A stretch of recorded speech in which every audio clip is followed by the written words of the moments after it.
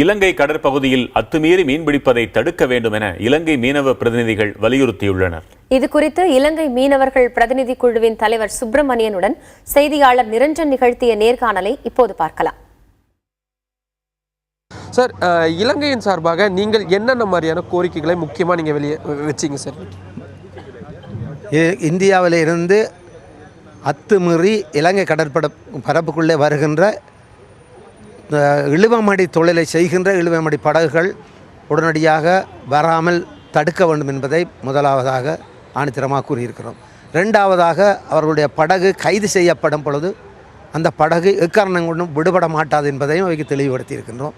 இவர்கள் எங்கள் கடல் எல்லைக்குள்ளே வந்து எங்களுடைய வளங்களை, கடல் வளங்களை, அதாவது அது குறிப்பாக பவளப்பாறைகள், கற்கண்டு பாறைகள், சாதாளைகள், மீன் வாழக்கூடிய இடங்கள், மீன் உற்பத்தி செய்யக்கூடிய இடங்கள், இனப்பெருக்கம் நடக்கக்கூடிய இடங்கள் அனைத்தையும் இழுவமடி ஊடாக விராண்டி வேரோடு பிடுங்கி கொண்டு வருவதனால் எங்கள் வளங்கள் அழிகின்றன.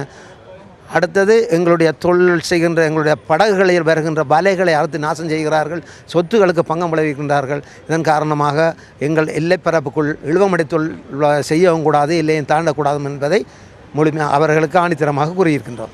இப்போ எனக்கு இதில் தான் ஒரு சின்ன ஒரு டவுட், என்ன ஒரு கேள்வி எழுதுன்னா, இவர்கள் இழுவைமடி பயன்படுத்துகிறது தான் உங்களுடைய பிரச்சனையாக இருக்குது. ஒருவேளை எதிர்காலத்தில் இவங்க இந்த மாதிரியான தடை செய்யப்பட்ட வலைகளை பயன்படுத்தாமல் நீங்கள் பயன்படுத்தக்கூடிய அந்த பாரம்பரிய முறையிலேயே அவர்கள் மீன் பிடிக்கிறாங்க அப்படின்னா, தமிழக மீனவர்களை இலங்கை எல்லை பகுதிக்குள் மீன் பிடிக்க இலங்கை பிரதிநிதிகள், மீனவ பிரதிநிதிகள் அனுமதிப்பீர்களா?